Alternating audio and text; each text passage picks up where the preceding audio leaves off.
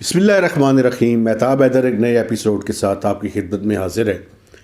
आज जो ख़बर मैंने आपके साथ शेयर करनी है वो है IMF के बारे में। और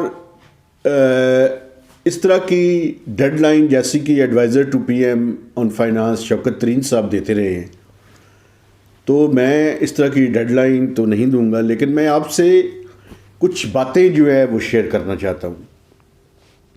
वो बातें ये हैं कि IMF ने नाको चने चबवा दिए हैं पाकिस्तान को, और एक बड़े ही टफ नेगोशिएशंस अभी भी जारी हैं।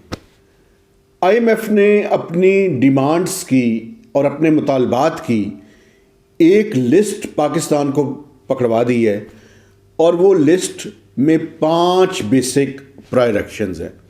यानी जब तक वो 5 प्रायर एक्शंस नहीं होंगे तब तक स्टाफ लेवल एग्रीमेंट नहीं होगा, और स्टाफ लेवल एग्रीमेंट नहीं होगा तो IMF के एग्जीक्यूटिव बोर्ड में पाकिस्तान की जो अगली ट्रांच है वो अप्रूवल के लिए नहीं जाएगी। वो 5 मुतालबात क्या हैं?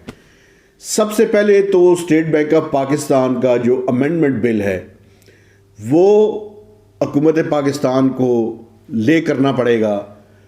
उसके बाद टैक्स अमेंडमेंट बिल जो है वो लेकर आना पड़ेगा, जिसमें इनकम टैक्स की और ख़ासकर सेल्स टैक्स की काफ़ी सारी एग्जेम्पशंस जो हैं वो उड़ानी पड़ेंगी। 2 चीज़ें हो गई।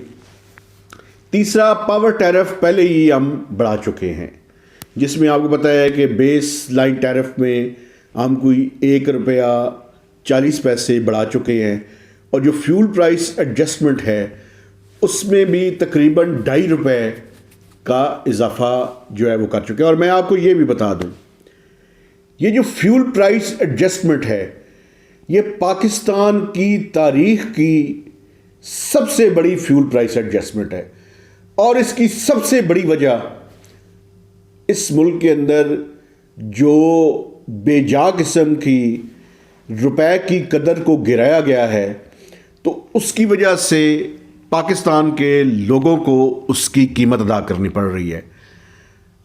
और उसकी कोई जस्टिफिकेशन, जितनी डिवेल्यूएशन की थोड़ी सी तो गुंजाइश मौजूद थी, लेकिन 152 से उसको अब 178 पे लेके जाना, 175, 76, 77 और बाद दफ़ा 78 को भी ओपन मार्केट में टच किया है, उसकी कतन कोई गुंजाइश नहीं थी।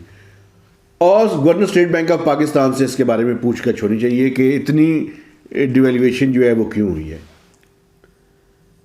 तो उसकी वजह ये है, मैं क्यों कह रहा हूँ ये, एक तरफ तो आपके फॉरेन करेंसी रिजर्व्स बढ़ रहे हैं, दूसरी तरफ आप डिवैल्यू किए जा रहे हैं। या तो आपके फॉरेन करेंसी रिजर्व्स कम हो रहे होते तो उसकी जस्टिफिकेशन बनती थी। हालांकि अक्टूबर में पाकिस्तान ने अपनी मेजर हैवी रीपेमेंट्स की हैं। $1 बिलियन हमने जो स्कूक बांड का 2016 में जारी किया था, और 5 साल उसके मैच्योर हुए थे, वो हमने $1 बिलियन की प्रिंसिपल अमाउंट जो है वो वापस की है।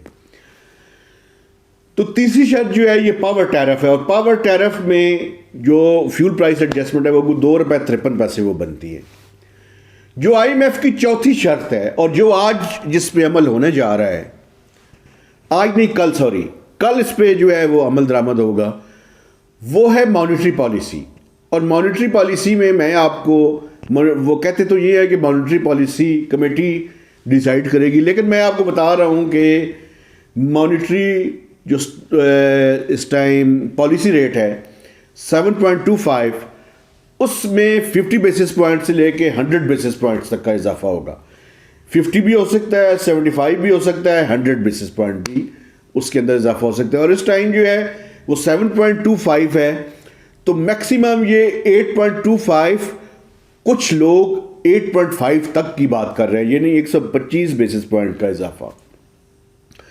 और जो 5वीं शर्त है IMF की, वो ये है कि फ्री फ्लोट एक्सचेंज रेट पे जो है वो आप रुपए को रखें। और मैं जानबूझकर वो फिगर नहीं बता रहा जहां तक IMF जो है वो चाहता है, चूंकि मैं इस मुल्क में नहीं चाहता कि डॉलराइजेशन हो जाए। तो ये 5 शराइत हैं। जब ये 5 शराइत पूरी होंगी तो IMF का स्टाफ लेवल एग्रीमेंट होगा, और वो स्टाफ लेवल एग्रीमेंट फिर बोर्ड के पास जाएगा, और उसको बोर्ड में लेके जाने के लिए भी 4 to 6 वीक्स चाहिए।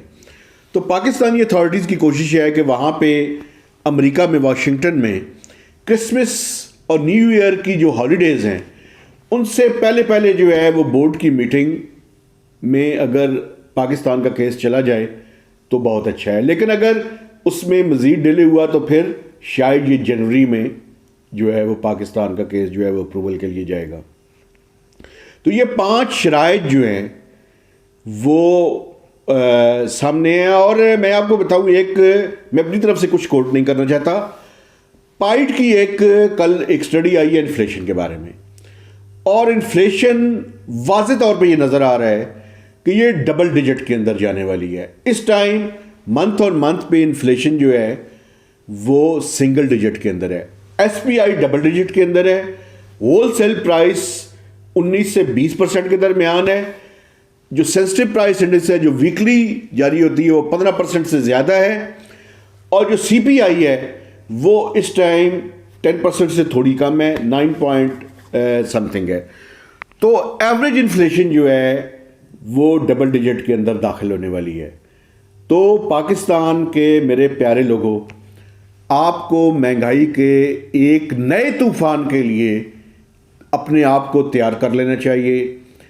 आईएमएफ का प्रोग्राम अगर रिवाइव होता है तो महंगाई का एक नया तूफान आएगा और वो डबल डिजिट के अंदर इन्फ्लेशन होगी। इसका मतलब ये है कि आपकी जो परचेजिंग पावर है वो मज़ीद अरोड होगी। तो इसके लिए तैयार रहें। आप खुश ना हो कि इस दफ़ा पेट्रोल की प्राइस नहीं बढ़ी, अगले 15 दिन के बाद ये बढ़ानी पड़ेगी, तो उसके लिए आप तैयार रहें। वो 4 से 5 रुपये बढ़ाने पड़ेंगे, चूँकि अगर सेल्स टैक्स आप ज़ीरो भी कर दें तो पेट्रोलियम लेवी का जितना आपने आईएमएफ के साथ एग्री किया हुआ है वो कम से कम 13 से 15 रुपये कम से कम लेवी आपको लगानी पड़ेगी, तो वो आपका टारगेट अचीव होगा। इस टाइम 9 रुपये कुछ पैसे 10 रुपये से कम है, तो 5 रुपये वो इजाफा तो डेफिनेटली आपको करना पड़ेगा अगर इंटरनेशनल मार्केट में प्राइसेस इसी पे बरकरार रहती हैं। और अगर खुदा न खास्ता प्राइसेस बढ़ती हैं तो फिर उसकी कोई प्रेडिक्शन नहीं की जा सकती कि फिर कितनी प्राइस बढ़ानी पड़ेगी। तो महंगाई के एक नए फेज़ के लिए अपने आप को तैयार करें।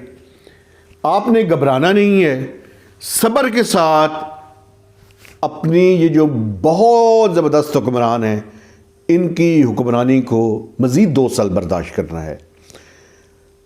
इस दुआ के साथ कि पाकिस्तान के लोग और पाकिस्तान ये जो आने वाली अफरीत है इससे हम सब महफूज रहें। महताब हैदर को नए वीलॉग तक इजाज़त दीजिए। खुदा हाफिज़।